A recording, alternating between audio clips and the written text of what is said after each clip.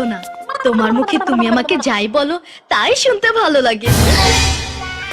Hello hello hello hello, কি হলো?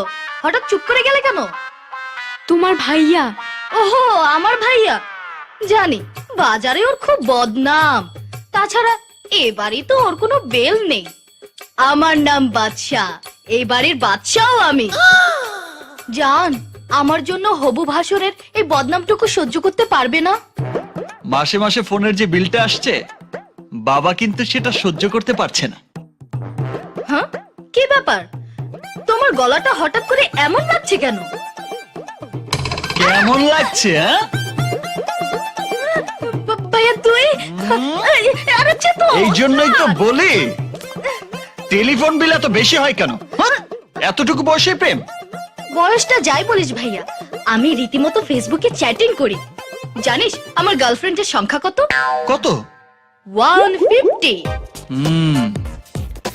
আসলে এটা তোর দোষ না, দোষ তোদের জেনারেশনের।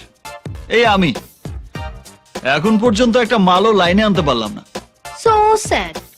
আসলে এটা জেনারেশনের দোষ না, আমি তোর চেয়ে অনেক বেশি হ্যান্ডসাম তো, তাই তোর কোনো কেস থাকলে আমাকে বলবি, আমি সলভ করে দেব। কি? তুই আমার কেস? প্লিজ লক্ষ্মী ভাই আমার, আসলে আমি দুষ্টুমি করছিলাম।